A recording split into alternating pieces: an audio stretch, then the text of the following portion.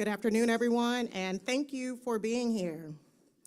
Today's press conference is to formally present and discuss the executive order issued by CEO Lorraine Cochran-Johnson, which focuses on ensuring fiscal responsibility in Dekalb County amid increasing uncertainty around federal funding and broader economic concerns.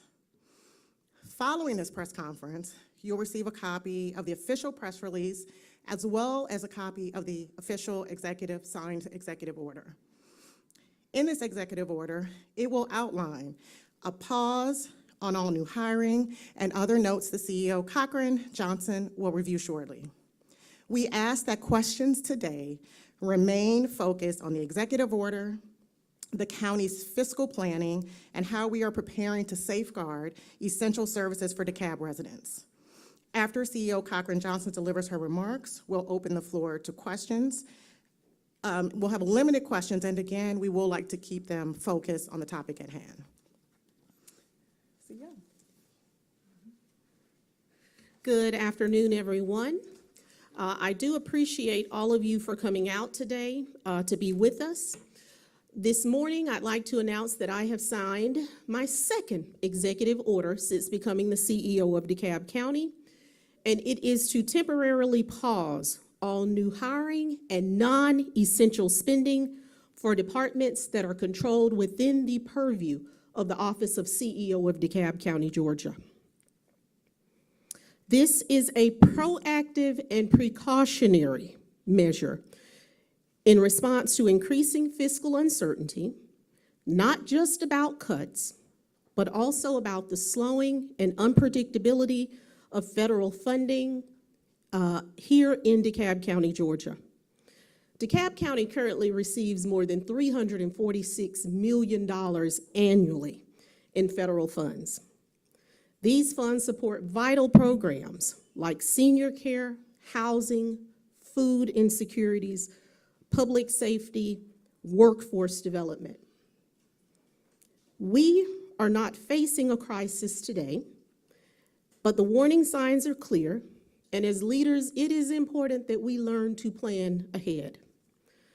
Our department directors have confirmed that most federally funded programs here in DeKalb County, including community development, human services, Superior Court, the district attorney, as well as fire and rescue, are stable at this time.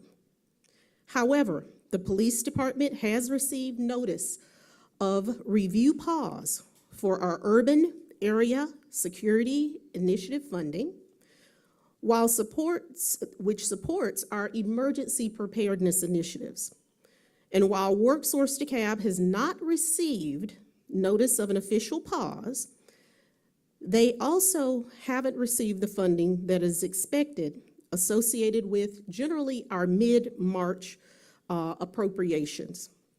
Thankfully, they have sufficient funding at this time to continue operations through June 30th for youth programs and through August 31st for adult and dislocated worker programs.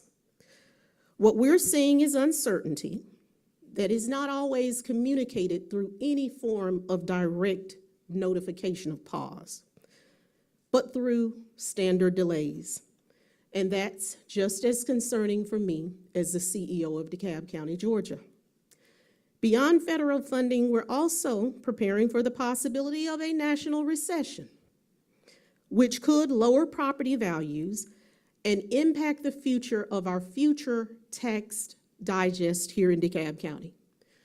Most of you who are present understand that government receives the majority of funding through our tax digest. Add that to the potential increase in consumer goods that are or would be potentially impacted by recent tariffs, we're facing a multi-front economic challenge that simply requires at this time foresight and discipline. This executive order does three things. It pauses the creation of any new job positions without the express written consent of me as CEO of DeKalb County. It requires every department that is under my supervision to submit cost-saving and revenue-generating plans. And I'd like to say that I feel that that is important whether we face a recession or not. Good government is important. Last, it urges a review of non-core spending, primarily related to external events and discretionary programs. Let me be crystal clear. We are not eliminating services, and we are not laying off employees.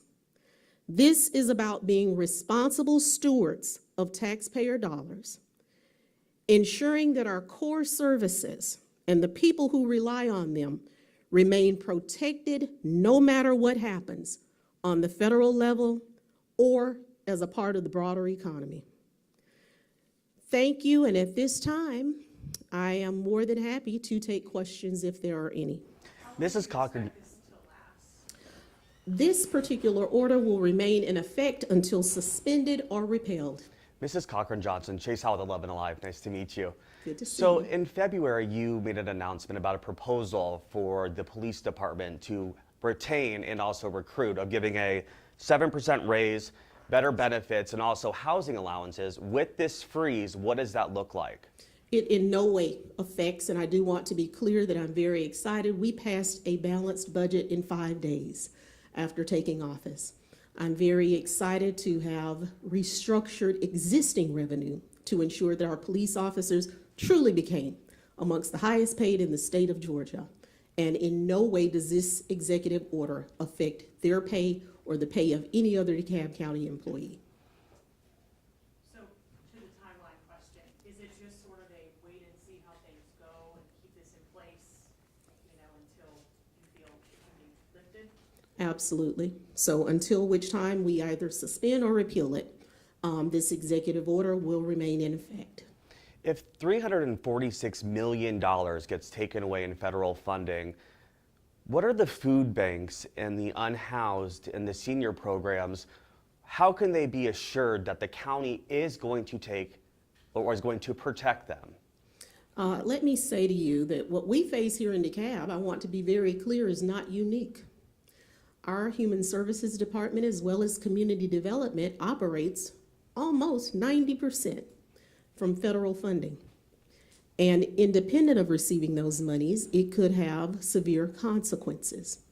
But I want to be clear, the reason we stand here today is because of my commitment to the least of those.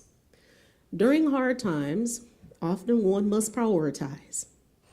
The security of seniors, as well as people and individuals who suffer from food insecurities, that is not negotiable. I want to be very clear. There are certain services we provide that are not negotiable. So consequently, today, I stand here and I ask all of our departments, our department heads, and every employee in DeKalb County to make critical decisions. Over the past 5 years, DeKalb County has received more than $375 million as a direct result of CARES and ARPA, American Rescue Plan funds. During that time, it afforded us great latitude in providing community services and outreach. And we plain and simply do not have those funds at this time. Now, for everyone here who is wise, you see what I see. It is time we exercise great constraint and care today to ensure the future. I'd also like to say to my DeKalb County employees that I am committed to ensuring that each and every one of you have the best possible environment in which to work, and that no employee will be affected by anything that happens external of this organization, because each and every one of you provide a valuable service to the people of DeKalb County. Hi, I'm Reed Williams from AJC. Ms. Cochran-Johnson, I just wanted to ask back to if there's not going to be more hiring for now, does that, what exceptions are there to that? And is that just that no new hiring period, or in the case of, say, the police, is that an exception, or are we talking about just no new funded positions being created? Can you just explain that a little bit more? Absolutely, and that is a good question. The positions that are currently available within our DeKalb County Police Department are budgetary. They were passed when we moved forward our budget in late February. So the money is there for those positions. Today, this executive order deals with the creation of any new positions outside those that have already been provided as a result of our current budget. And can you talk a little bit about which departments have vacancies and, what departments are going to get hit hardest in terms of having enough staff? I want to be clear. All of our departments, if there were positions available that were not filled, they were funded. So this executive order doesn't take away our ability to continue identifying, recruiting, and retaining competent people. So this executive order in no way ends hiring. It limits hiring to already existing positions that are essential and necessary to perform the duties that are associated with DeKalb County. You're welcome. So to be clear, if you wanted to hire a mascot, you got to get permission from you. Yes. There we go. And that wouldn't go very well at this time. But again, I think what we're doing here, you may see other municipalities and governments do the same. It is simply time that we are on the forefront. It is not a good thing to be reactive. What we are experiencing requires leaders to be proactive. So we stand here today being proactive, asking our department heads to ensure that all hiring remains within budget. I am very excited about our future, and I feel that we will be fine. However, I have to do what's necessary at this moment to ensure that DeKalb County ultimately is in the best position possible. One of the things that I think the executive order mentions is that you're scaling back non-core programs and external events, and I think you said that too. Can you describe like kind of what you mean by non-core programs and external events versus like what a core program would be? Understood. And that again is a good question. When we say non-core programs and events, across DeKalb County, we have funded for our various partners a variety of senior events throughout the year. What we are looking to do now is bring those events in-house. They would be funded by DeKalb County, and we would then extend invitations to partners. Rather than funding 5 events, we would fund 1 and make it available to others. So those are the type things that we must reel in. Also, we have, over the past several years, held numerous feedings at churches across DeKalb County. And of course, those were made possible through our CARES and ARPA funds. And those funds are expended now. I would like to say that weekly, DeKalb County feeds on average about 500 people through our Meals on Wheels program. That does not stop. However, multiple feedings at multiple locations across DeKalb County at this time, it is paused. We plain and simply do not have the revenue to continue some of the programs that we have endeared and that we love. We look forward to the day when we have that capacity.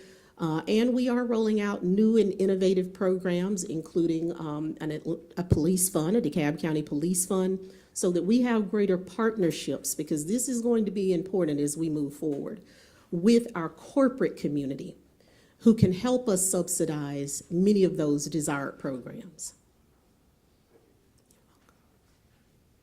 Okay, well, it looks like our business may be done here today.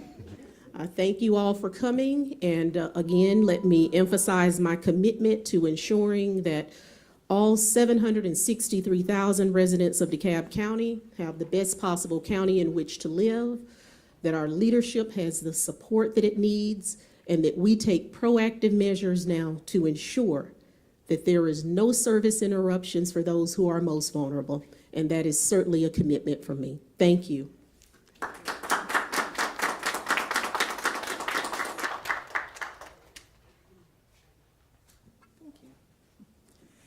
Just want to know, so thank you for all of your questions. Thanks for staying focused. Appreciate it. Just as a reminder, the executive order.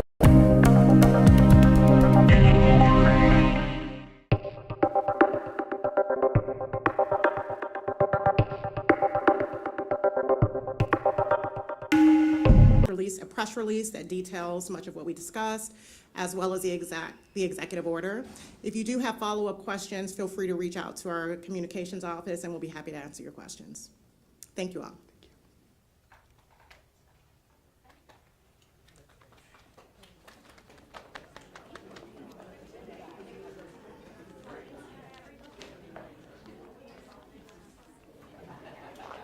How are you, sir?